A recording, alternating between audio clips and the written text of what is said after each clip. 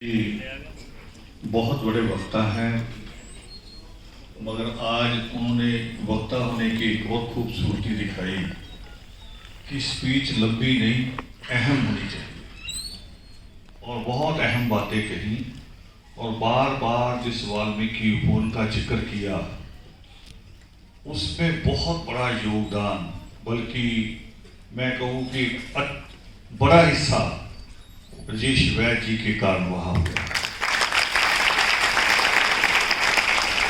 और अब वहाँ पे वाल्मीकि प्रकट दिवस से पहले मूर्ति स्थापना होनी है और 12 लाख कीमत बताई गई है उसकी, राजस्थान से 8 फीट।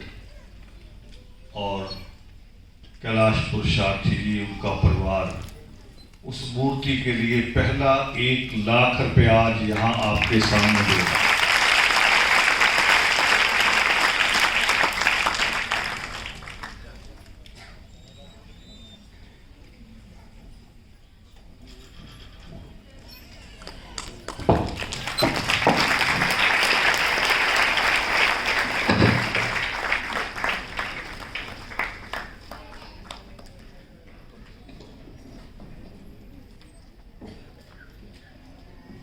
आगे मैं रिक्वेस्ट करूंगा डॉक्टर तमसा योगेश्वरी, जिनका सब्जेक्ट तो म्यूजिक है मगर उनकी स्टडी बहुत सारी चीज़ों में है और बल्कि मेरी अपनी जो रिसर्च रहती है उसमें बहुत सारे रेफरेंस डॉक्टर तमसा योगेश्वरी मुझे देती हैं। और अभी पिछले 6 महीने से एक नया काम शुरू किया उन्होंने कि जैसे कोई पुरानी बुक का कहीं पता चलता है तो उसे खरीद रही हैं, कलेक्ट कर रही हैं। तो डॉक्टर तमसा योगेश्वरी, एक और खूबसूरत बात कि कभी यहाँ बैठा करती थी बीच में बच्चों में और कभी कभी छुप के भी बैठती थी कि मुझे बुलाना दे, और अब वो 1.5 घंटे का लेक्चर खुद देती हैं बच्चों को। तो वो आपको सुबह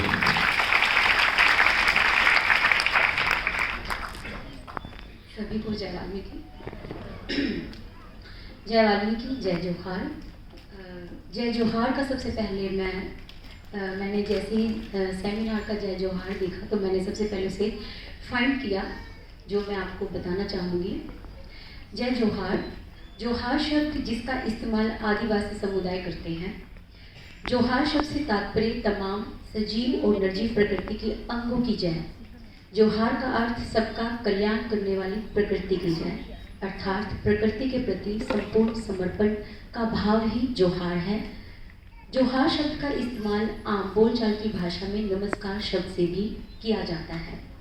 यहाँ जोहार इसलिए भी बताया जा रहा है कि जो आदिवासी समुदाय है वो हमसे ही जुड़ा है और आदिवासी समुदाय जंगल, जल, जमीन और सभी प्राकृतिक चीज़ों से जुड़ा रहता है।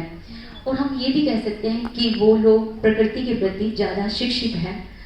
और मैं खुद एक आदिवासी समुदाय के स्टूडेंट से मिली हूँ और उनकी एक सबसे खूबसूरत बात ये है कि वो कभी भी अपनी जड़ें नहीं छोड़ते। और ये मुझे उसी से पता चला कि वो आज भी अपनी पुरानी परंपराओं के अनुसार अपने जीवन को चलाते हैं। बेशक वो बाहर निकल के पढ़ने आए हैं पर अपनी जड़ों से आज भी जुड़े हैं। अब हमें भी ये चीज़ समझनी पड़ेगी कि किस तरीके से हम धीरे धीरे जहाँ से शुरू हुए थे चलना और हम कहाँ पहुँचे हैं और कहीं ठहर तो नहीं गए हैं, ये चीज़ भी समझने की बहुत ज़्यादा ज़रूरी है। मैं ये कह सकती हूँ कि एक 1872 में म्यूनिसिपल एक्ट आया, जिसके बाद से आज 2023 चल रहा है और लगातार कई वर्षों तक एक जैसा जीवन हम व्यतीत कर रहे हैं। इसके बारे में मैंने कहीं पढ़ा था कि जब एक जैसा जीवन चलने लगे तो वो नीरस बन जाता है और जब एक जैसी प्रक्रिया आ जाए तो नीरस हमेशा दुखों का स्वागत करता है। और शायद हमारे दुखों का कारण यही है कि हम एक जैसी प्रक्रिया को अपना रहे हैं। जैसे कि हम पढ़े नहीं, हमारे घरों में हमेशा सफाई कर्मचारी जैसे रहे और हमेशा सफाई का ही काम चलते रहे और यही रीज़न है कि हम शिक्षा से नहीं जुड़ पाए। ये बात तो हम सब जानते हैं कि किसी किस तरीके से, क्योंकि अब तक हम इतने कैडर्स ज्वाइन करते हैं, अपने आदर्श के सेमिनार्स और किताबें पढ़ते हैं कि किस तरीके से एक नीतिगत तरीके से हमें शिक्षा से दूर किया गया। पर लेकिन हम इस बात के ऊपर ठहरे नहीं रह सकते कि हमने अतीत में क्या हुआ, पर लेकिन अब भविष्य में हमें इन सभी चीज़ों के बारे में जानकारी होनी चाहिए कि शिक्षा आपको कहाँ पहुँचा सकती है। शिक्षा सिर्फ ये तो नहीं है जैसे कहा कि हम सिर्फ एक शिक्षित हो जाए या एकेडमिक शिक्षा पा लें। शिक्षा तो ये भी है कि आप कहीं से चले और कहाँ पहुँचे, और आप लोगों के बीच में भी बैठकर किस तरीके के व्यवहार को कायम करें, ये भी शिक्षा है। मुझे पिछले 2 हफ्तों में एक झज्जर की घटना पता चली जो बड़ी दुखदाई है हमारे ही समाज की, कि वहाँ एक बच्चे को पीलिया हुआ और बच्चा बहुत ज़्यादा बीमार हो गया, और बच्चे को डॉक्टर के पास ले जाने की बजाय झाड़ा लगाने ले गए और डॉक्टरी दवाई को बिल्कुल बंद कर दिया गया। जब डॉक्टर के पास पहुंचाया गया तब तक बहुत देर हो चुकी थी और बच्चा 10 साल का ख़त्म हो चुका था। अब आप बताइए कि हमें शिक्षा की कितनी ज़रूरत है। ये बात बड़ी है कि बच्चा ख़त्म हो गया, हम जीवन जीने की बात कह रहे हैं और यहाँ जीवन ख़त्म हो रहे हैं सिर्फ और सिर्फ हमारे कारण। हमारा अगर हम आदर्श की बात करें, आदर्श के योगामृत हैं या फिर सेमिनार हैं, मीटिंग्स हैं, कैडर्स हैं या फिर कॉन्फ्रेंस है, सभी का विषय शिक्षा ही रहा है। मुझे नहीं लगता कि कभी भी कोई बात साहब जी की शिक्षा से अछूती रही हो। हमें ये चीज़ अभी से जोड़नी होगी। इसमें एक चीज़ और जोड़ना चाहूँगी कि जो लोग शिक्षित हो चुके हैं और जो सक्षम हो चुके हैं उनसे एक गुजारिश है कि हमने डॉक्टर भीमराव अंबेडकर से एक चीज़ पढ़ा है आपने, अगर पे बैक टू सोसाइटी, हमें इस चीज़ की बहुत ज़्यादा आवश्यकता है, क्योंकि ये एक सिर्फ अनुदान नहीं है, ये एक जिम्मेवारी है जो हम सबको निभानी है, जो सक्षम हो चुके हैं और जो शिक्षित हैं। इसलिए कह रही हूँ कि जो घटना मैंने आपको जिक्र करी है, क्योंकि वो सभी अशिक्षित हैं, अगर वहाँ तक पहुँचना है और उन लोगों को अपने बराबर लेके आना है और इन घटनाओं को रोकना है, तो सक्षम और शिक्षित लोगों को आगे ही आना होगा और पे बैक टू सोसाइटी करना ही होगा। इसमें एक जिम्मेवारी और भी है जो सबसे बड़ी अब हमारे पास जुड़ी है, वो है वाल्मीकि उपवन। इसमें भी बहुत ज़्यादा ज़रूरत है। हम सब यहाँ बैठे हैं, सभी के सभी वाल्मीकि उपवन पहुँचे होंगे और सबने देखा होगा। अगर वाल्मीकि उपवन आप सब पहुँचे हैं तो आपने ये देखा होगा कि वहाँ पर कई लाख रुपए का खर्चा, मैं एग्जैक्ट नहीं बता सकती, साहब जी को पता है कि कई लाख रुपए के खर्चों से तो वहाँ पर पेड़ पौधे लाए गए हैं। अगर उन पेड़ पौधों को ध्यान रखना है और पर्यावरण से जुड़े रहना है और जय जोहार जो प्रकृति की जय कह रही है उससे जुड़े रहना है, तो हमें वाल्मीकि उपवन का भी जिम्मेवारी भी और ध्यान भी, दोनों चीज़ों को समझना होगा। और हमें प्रकृति की चीज़ों से जुड़ने के लिए मैं अगर आपको बताऊं, अगर आप हमारे पुराने लेजेंड्स को पढ़ेंगे तो आपको पता चलेगा कि हमारे पुराने पूर्वज सभी प्रकृति से ही जुड़े हुए थे और प्रकृति की ही जय कह रहे हैं। चाहे उसमें महात्मा रावण हो, फिर चाहे महामुनि शंभुक हो, फिर चाहे उसमें महामुनि मतंग हो, सभी ने, अगर आप महात्मा रावण के विषय में पढ़ते हैं तो आपको पता चलेगा कि वो पर्यावरण ज्ञानी थे और महामुनि शंभुक हमेशा शिक्षा और प्रकृति की ही बात कहते हैं। महामुनि मतंग जो कि संगीत से जुड़े थे और प्रकृति और संगीत दोनों एक दूसरे से अलग नहीं हो सकती, तो इसीलिए उपवन से संबंधित भी हमें बहुत सारी चीज़ों के बारे में अब सोचना होगा, क्योंकि वो हमारी ही जिम्मेवारी है। और एक चीज़ मुझे और बतानी है आप लोगों को कि अगर हमें खुशी चाहिए, तो मैंने अभी रिसेंट एक आर्टिकल पढ़ा है। आर्टिकल का नाम था न्यू नॉर्मल में खुश रहने से पहले जानने की आखिर खुशी क्या है। उनमें एक छोटा आर्टिकल जैसे बात कही गई थी कि इतिहास के पन्नों में जाते हैं तो हम देखते हैं खुशी पर एक आवश्यक विषय के रूप में चर्चा की गई।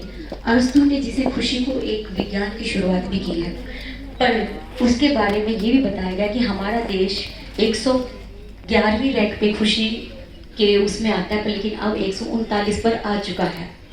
और उसमें बहुत सारे विषयों को लेकर एक रिसर्च बताई गई कि पैसा कब तक ज़्यादा खुशी नहीं खरीद सकता जब तक कि इसे कुछ खास तरीके से इस्तेमाल नहीं किया जाता। जब लोगों के पास आराम से भोजन करने, कपड़े पहनने और खुद का घर बनाने के लिए पर्याप्त धन होता है, तब बहुत अधिक धन उन्हें केवल थोड़ा खुश करता है। अध्ययन में पाया गया कि दूसरों पर पैसा खर्च वास्तव में हमें खुद पर खर्च करने से ज़्यादा खुशी देता है।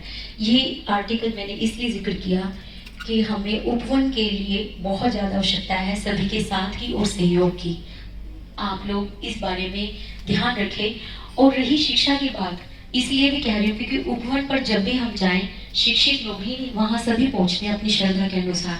हमें कम से कम ये तो झूठ पता हो, क्योंकि वो जैसे बन रहा है उसके नियम भी हैं और उसके सिद्धांत भी हैं। अगर हम ये नहीं समझ पाए कि उपवन बना किस सिद्धांतों और नियमों के जरिए है, तो एक बात है कि माली कभी भी अपने बगीचे को नहीं उजाड़ता। हम माली हैं तो अपने बगीचे को खराब नहीं करना है। हमेशा जब भी वहाँ कदम रखें, वो श्रद्धा और नियम को जानकर ही रखें। इसीलिए खुशी की बात भी कही है कि जब आप उपवन के लिए देते हैं तो ये असल में ओरिजिनल खुशी इसे ही मानी जाती है, जो उपवन के लिए जरूरी है। और शिक्षा के लिए इसलिए कह रही हूँ कि कहीं मैंने जरूर पढ़ा था कि ज्ञान चाहिए तो कठिन परिश्रम करें, खाना चाहिए तो कठिन परिश्रम करें, खुशी चाहिए तो कठिन परिश्रम करें। यहाँ कठिन परिश्रम का ही कानून है और सभी चीजें एक तय कानून का पालन करती हैं। तो हम कहाँ रह गए, जो हम किसी भी तरीके से जो ईश्वर ने हमें प्रकृति दी है उसमें हर चीज एक कंटिन्यूटी में चल रही है, पर हम रुक गए हैं क्योंकि हम शिक्षित नहीं हैं। शिक्षा का एक बड़ा महत्व यही है कि, पर हाँ ये जरूर कह सकती हूँ मैं निराशा भी नहीं हूँ, क्योंकि निराशा इसलिए नहीं है कि आदर्श के सेमिनार्स ने हमें बहुत अच्छे परिणाम भी दिए हैं, पर लेकिन वो परिणाम अभी भी जिस तरीके से हमारे समुदाय की संख्या है वो कम है, इसलिए इस परिणाम में अभी और इजाफा होना ज़रूरी है।